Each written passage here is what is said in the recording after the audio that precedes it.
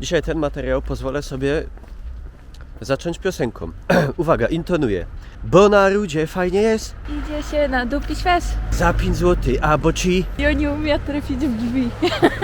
To jest piosenka, nie powiem, że z niej słynie Ruda Śląska, bo bym umniejszył temu pięknemu miastu, ale która się tu, prawda, przewija od lat młodzieńczych. Nie bez kozery przytaczam, gdyż zmierzamy właśnie do Rudy. A ze mną jest też Ruda.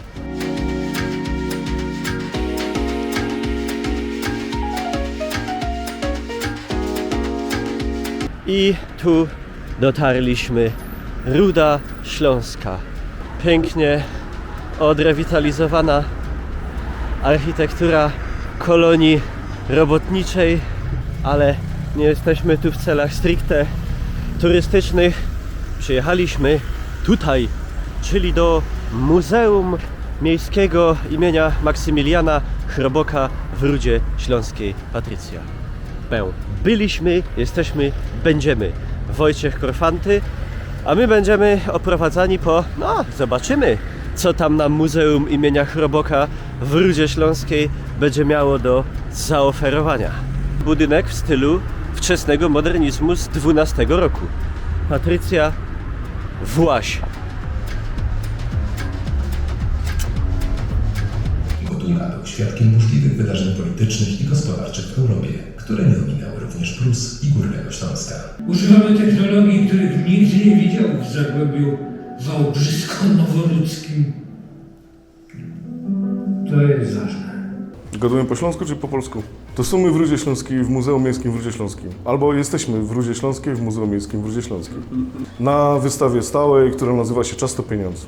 Mówimy o pieniądzach, mówimy o ekonomii, mówimy o cywilizacji, gadamy o pieniądzach, o werkach, o grobach, ale mówimy o Rudzie Śląskiej jako o mieście, fenomenie jego powstania i gadamy o Rudzie Śląskiej, o tym najbardziej śląskim ze wszystkich śląskich miast. No więc wystawa w całości opowiada o historii naszego miasta. Miasto, mimo że kojarzy się przede wszystkim z przemysłem, prawda, z górnictwem, z hutami, ma swoje korzenie w średniowieczu. Najstarsze fragmenty, najstarsze świadectwa o obecności człowieka to już wczesne średniowiecze, bo X wiek to jest dla Polski wczesne średniowiecze. I co ciekawe, to mamy taką sytuację, że te najstarsze ślady archeologiczne to też przemysł. Bo na dzisiejszych Kochłowicach, które wtedy się z pewnością nawet nie nazywały Kochłowicami jeszcze, a może, znaleziono pozostałości osady hutniczej. To są grzywny siekieropodobne z Krakowa, z Muzeum Archeologicznego. Tam został odkryty w latach 70. taki słynny skarb Wiślan, czyli właśnie tych metalowych płacideł, bo to nie były żadne narzędzia, to były po prostu symboliczne wyobrażenie wartości, tak? One służyły do płacenia, być może zgromadzono, nie wiem, podatki jakieś za pomocą tego typu. A tak, tutaj jakieś tam efektownie wyglądają. Zawsze się bajtle pytają, to prawdziwe, bo nie, to takie sztuczne, Płat płótna jako symbol, prawda, do dzisiaj się mówi płacić. W Czechach, jak się kończy wizytę w lokalu, to też się woła kelnera i się prosi o to, żeby płacić. Przechodzimy do właśnie średniowiecza. Niewiele z tych eksponatów jest, ale w jakim stopniu one obrazują to, co się tutaj u nas działo, tak? Z tej dawnej huty, jeżeli możemy w ogóle tak mówić, z tej osady hutniczej, przetrwały tak naprawdę tylko stanowiska archeologiczne, czyli to, co w ziemi, tak? Czyli pozostałości pieców, żużle. To było sprawdzane i faktycznie wykazało to te 1000 lat historii tego prostego, ale jednak już przemysłu u nas. Nie? To, co się tutaj obraca, to jest Gródek Kochłowicki. Do dzisiaj zachowała się tylko ta część ziemna, czyli kopiec razem z fosą, prawdopodobnie jakiś rycerz, być może dzierżawca albo strażnik graniczny między Pszczyną a Bytomiem tam zasiadał, gospodarował. Bo ciekawa rzecz, jest fortyfikacja średniowieczna, jest piękne stanowisko, dobrze przebadane, dzięki m.in. Stowarzyszeniu Genius Loci. I ono jest nieme, bo poza archeologią nie mamy odpowiedzi na pytanie, kto tam rządził, kiedy, nie zachowały się żadne dokumenty, które by o tym obiekcie mówiły. A jest to, jeżeli możemy kubkę ziemi uznać, najstarszy architektoniczny obiekt naszego miasta. Kochłowice tą historię, prahistorię, bo niepisaną, zapuściły zdecydowanie najgłębiej. Natomiast najstarszą pod względem pisanym jest Ruda. Ta dzielnica, w której Państwo teraz są, który jest naszym muzeum, dlatego że pierwsze informacje pisane o Rudzie pochodzą z końca XIII wieku. No więc tutaj mamy archeologiczne znaleziska. Tam jest ciekawy obiekt. Jest to szpieg prawdopodobnie z dawnego pieca dymarskiego. On został znaleziony na Rudzie, w pobliżu Rudzkiego Zamku. Fundacja Chudów tym terenem się opiekuje i ona go znalazła, wydobyła i nam wypożyczyła na wystawę. Niezwykle ciężki, więc mógłby być dowodem na to, że faktycznie w rejonie Rudzkiego Zamku już w średniowieczu jakieś tam zakłady, czy tam protozakłady były, prawda? To jest rekonstrukcja pieca dymarskiego, świętokrzyskiej dymarki, więc to troszkę inna sprawa. On tu jest jako symbol, prawda? Ale zasada była pewnie podobna przez długie lata. Natomiast można sobie porównać rozmiar, bo jakby się przyjrzeć temu naszemu spiekowi, jeżeli mogę używać takiego słowa, to jest tak jakby taki tortensztyk. Kawałek, wycinek, nie wiem, kąsek pizzy, nie? Czyli przekrój tego pieca musiał być naprawdę duży, tak?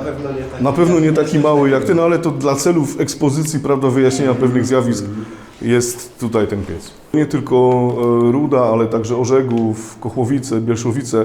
To są miejscowości, które mają setki lat historii, sięgają korzeniami do średniowiecza, ale wielki rozwój tego terenu to jest koniec wieku XVIII.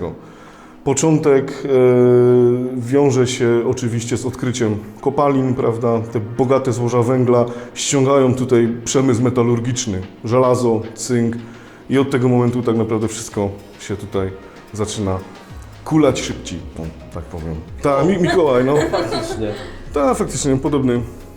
Trochę Nikolaus. No to on się tutaj pojawił w Rudzie nieprzypadkowo, a na naszej wystawie górniczej także ma swoje logiczne miejsce, dlatego że mieliśmy w Rudzie kopalnię, która nazywała się Graf Franz Grube, czyli kopalnia Franciszek, hrabia Franciszek.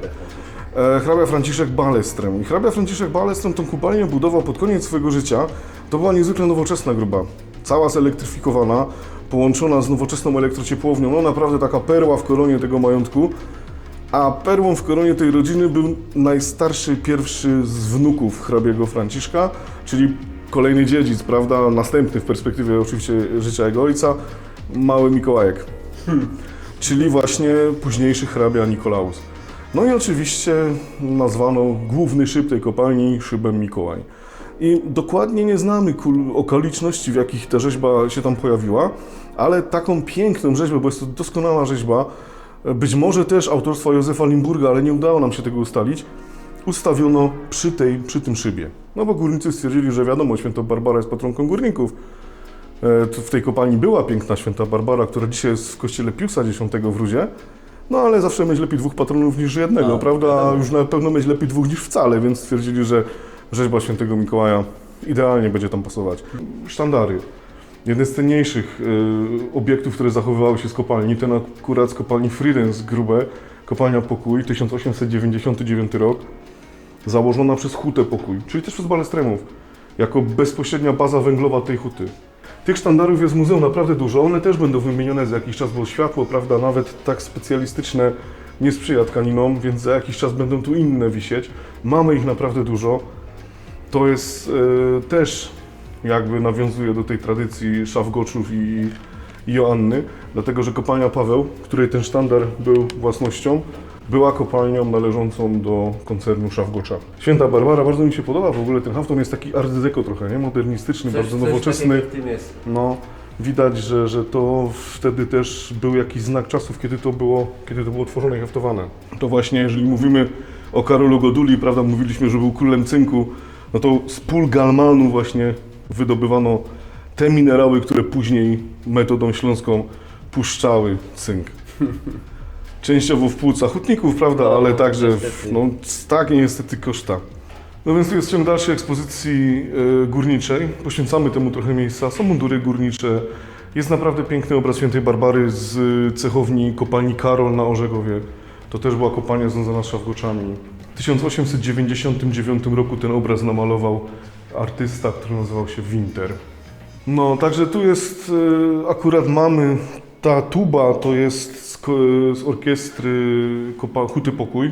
Warto pamiętać, że Ruda Śląska nie tylko miastem kopalń była, ale i hut, nie? Mało tego, to te huty były tym motorem, który napędzał to wszystko, bo kopalnie przez długie lata były zakładami usługowymi wobec kopalni. Najpierw była idea, budujemy kopalnię na przykład Antonia na Wirku, a budowano ją dlatego, że był węgiel, prawda, więc leciała, najpierw szła kopalnia, w 1801 roku kopalnia Błogosławieństwo Boże I potem mając ten węgiel na miejscu, opłacało się rudę przywozić tu, gdzie był węgiel, a nie odwrotnie, nie? No i tak jak mówię, eksponaty ciągle się zmieniają, czasem jest tak, że na wystawę ktoś przychodzi, o czymś chce opowiadać, patrzy, tego nie ma, tak? Bo już akurat został wymieniony na coś innego. Tutaj przez kilka miesięcy leżał taki dyplom dołączenia do spółki brackiej, gdzie młody górnik 18-letni zapisuje się do roboty przy łazi na grubo, a jednocześnie zapisuje się do ubezpieczalni. Zegarki, które dostawało się po 25 latach roboty na grubie albo we werku. Zwłaszcza piękne są te zegarki z herbem Balestremów, prawda? To widać, że rodzina starała się mocno podkreślić tutaj swoje przywiązanie, no i wdzięczność tym ludziom, którzy dla nich tą ciężką robotę wykonywali. Zdjęcia, które pokazują, jak bardzo miasto się zmieniło i pokazują to, co to miasto stworzyło i to, czego w sumie dzisiaj już nie ma. Dlatego, że mamy tutaj huty, mamy kopalnie, mamy zakłady balestremowskie, które jeszcze z szybami basztowymi, prawda, no więc to są zdjęcia z XIX wieku, unikatowe ujęcia, na przykład tutaj to zdjęcie, to jest chyba jedyne znane zdjęcie huty żelaza Berta na Rudzie. Niedaleko miejsca, gdzie jest to muzeum, znajdowała się ta huta. Śladu po niej nie ma, w ziemi pozostały fundamenty. Niejaki Johann Góralczyk w 1908 roku zdał egzamin na hajera na kopalni Bielszowice, jak tu wyraźnie napisali, królewskiej kopalni, bo to od samego początku aż do dzisiaj była kopalnia państwowa. Tylko się państwa zmieniły, a kopalnia była. To jest ciekawy przyrząd, aparat reanimacyjny. Około 1910 roku mniej więcej data powstania. Możemy zobaczyć górników przy pracy, tak? I to też jest autorstwa Józefa Limburga. A on pochodził tu skądś? Czy Nie, ktoś on był z Niemiec, z Hanau. Ale potem był na tyle związany ze Śląskiem, że w swoich pamiętnikach nawet określał siebie jako Ślązaka, a już na pewno jako Ślązaka po kądzieli, choć to nie do końca wiadomo to znaczenie, bo wrzenił się w śląską rodzinę i czuł wielki związek ze Śląskiem.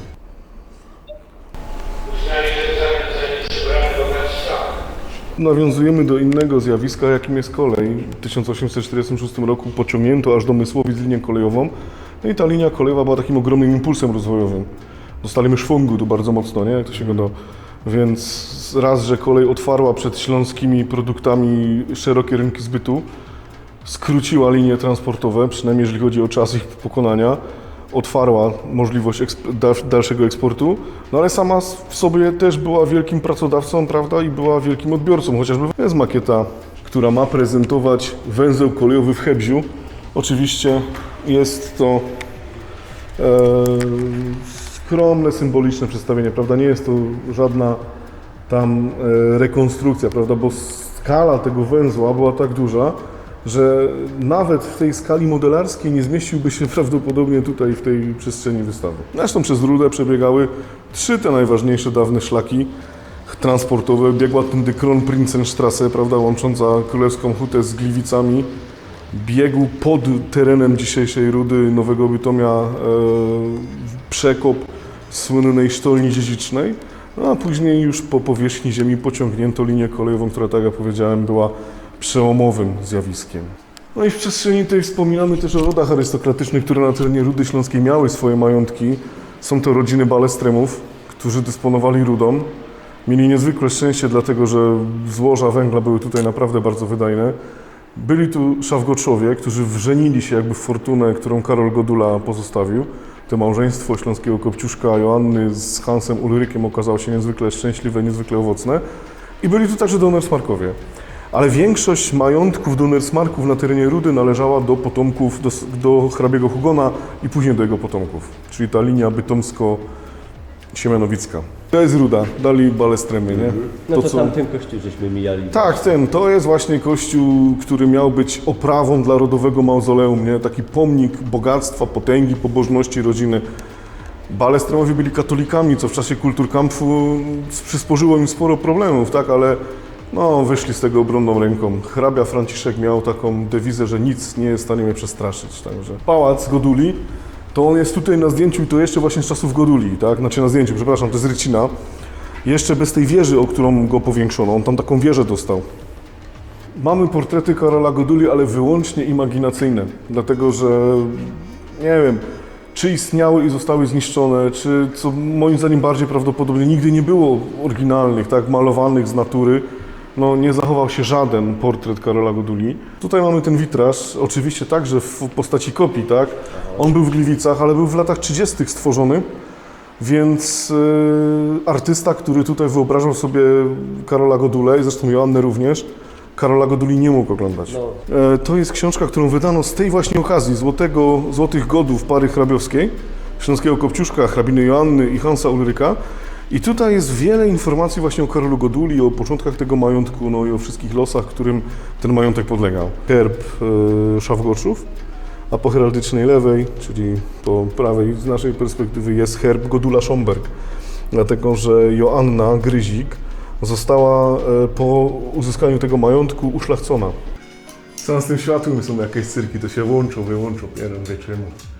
Także jesteśmy w przestrzeni, która naśladuje nam wnętrze robotniczego mieszkania. Naśladuje dobrze, jeżeli chodzi o sprzęty i trochę gorzej, jeżeli chodzi o plac. Dlatego, że te przestrzenie były jednak większe. Tylko, że uczciwie mówimy, w tym budynku była kiedyś szkoła, potem urzędy. Żaden tu nigdy nie mieszkał. Chyba że nielegalnie, ale o tym nie wiemy. Przemysł, który się tu rozwijał, on niósł z sobą różnego rodzaju obciążenia, ale bezwzględnie też z pokolenia na pokolenie rósł poziom życia. To jednak wzrastało, było to widoczne.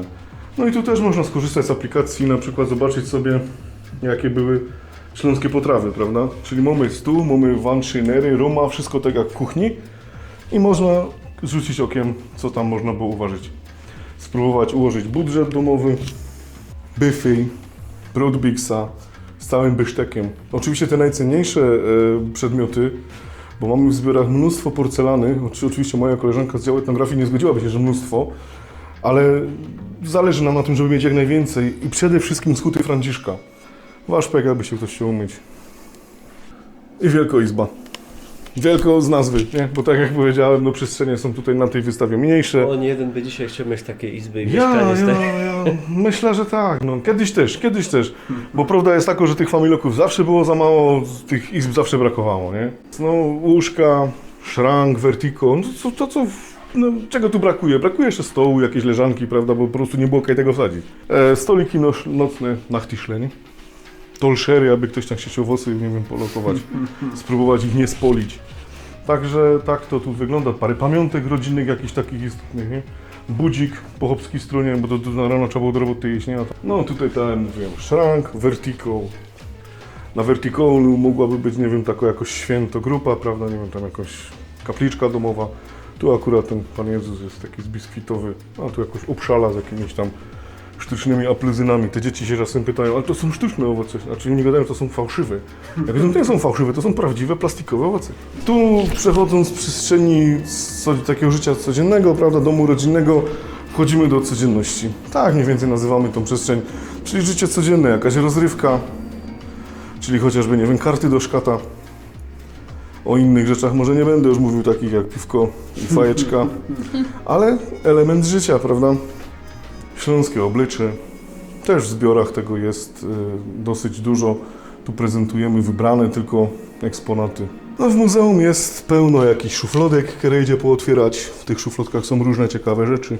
I tu cała ściana, która prezentuje takie, powiedzmy, przedmioty, które są symboliczne dla jakichś ważnych wydarzeń w życiu człowieka, tak?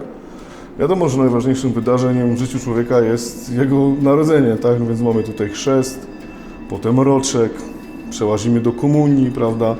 Potem szkoła, bacik, czyli dyscyplinka, prawda? Zabawki, no bo przecież nie tylko sama szkoła i obowiązki.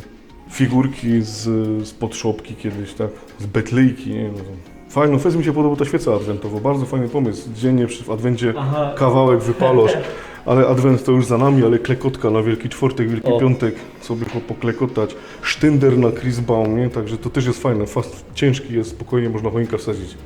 Tak, na Abrahama dostał Ernst Stempelmann od swoich kolegów z huty. I oni są tutaj wszyscy powypisywani, dyrektor Absolon. Tutaj mamy efektowną szpadę z Związku Halerczyków z Nowego Bytomia razem ze zdjęciem, z Halerem, kiedy był na Nowym Bytomiu, to była polska organizacja. Trochę pamiątek sportowych. Tu właśnie jest niezwykle ciekawa postać kapelmistrza Augustyna Kozioła, który upamiętniony jest w Rudzie Parkiem Kozioła. On był kapelmistrzem orkiestry zakładowej. Właśnie tej kopalni Wawel, która była kontynuacją kopalni orkiestry balestremowskiej. Ale Ruda miała też mnóstwo znakomitych piłkarzy. Żaden klub piłkarski z Rudy Śląskiej nigdy w najwyższej klasie nie zagrał, ale na przykład rudzianin Ernest Pol jest najskuteczniejszym piłkarzem polskiej ekstraklasy, jeżeli dobrze pamiętam, a inny rudzianin Edmund Giemza był z kolei piłkarzem Ruchu Wielkie Hajduki. To mówi o tym, że Ruda była miejscowością, Górny Śląsk, a Ruda jest po prostu soczewką. W Rudzie przeglądają się losy wschodniego Górnego Śląska w pełni, tak? Można mówić o Górnym Śląsku, mówiąc o Rudzie. Więc rozwój tego przemysłu spowodował, że obszar z takiego obszaru peryferyjnego zamienia się w obszar kluczowy, tak? Bardzo ważny, istotny region przemysłowy, o który walczą te kraje. I tutaj wspominamy, że o Śląsk walczono od średniowiecza, że Śląsk często zmieniał przynależność państwową, prawda? Że przez pewien czas był polski, przez pewien czas czeski, przez pewien czas nawet węgierski, prawda? W czasach Macieja Korwina w Austrii się znajdował, w Czechach, prawda? Potem korona świętego Wacława trafia w ręce rodu Habsburgów i tam do XVIII wieku Prusy go zdobywają, no to jest znana historia, prawda? Więc my tutaj to symbolicznie tak przedstawiamy. Oczywiście skupiamy się na tej historii nowszej, mówimy o powstaniach śląskich, mówimy o plebiscycie, mówimy o funkcjonowaniu autonomii na Górnym Śląsku, no i mówimy też o wojnie, tak? Tu taka tam prezentacja, która pokazuje, jak ten Górny Śląsk w różnych okresach dziejowych, prawda, się znajdował. I tutaj jest jeszcze taka mała przestrzeń, bo tak jak powiedziałem, hrabia Franz Ballestrom, kiedy budował ten budynek, do głowy mu nie przyszło, to muzeum też będzie kiedyś robić. Więc nie chcąc tego metra tracić, bo każdy metr jest na wagę złota w muzeum, wsadziliśmy tutaj makiety wypożyczone z Bytomia zresztą, z Muzeum Górnośląskiego, obiektów obszaru Warownego Śląska. Bo są to ciekawe zabytki, które na terenie miasta w znacznej części leżą, więc należy im się parę słów.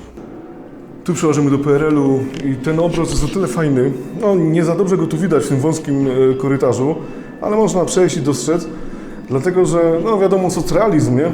Ale epoka w sztuce całkowicie zamknięta, a jej miejsce w muzeum jak najbardziej jest, ale i historyczne źródło, dlatego że kopalnia Karol w Orzegowie jako pierwsza wykonała plan 3-letni, no i otrzymała w ramach nagrody jakąś tam premię, autobus i ten obraz.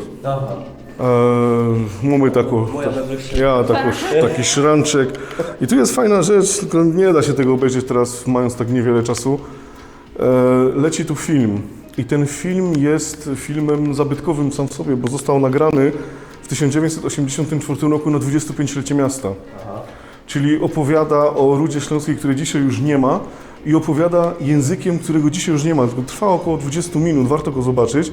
Pierwsze 3 minuty zachowały się oryginalnie bez dźwięku, więc mamy jakby tylko taką panoramę miasta, ale później dźwięk się pojawia, no i przenosi nas w zupełnie inne czasy, tak? Tu można zobaczyć taką mapę, to już jest podsumowanie wystawy, która pokazuje, w jaki sposób miasto w dzisiejszych granicach, to jest uproszczenie oczywiście, kształtowało się przez lata, tak?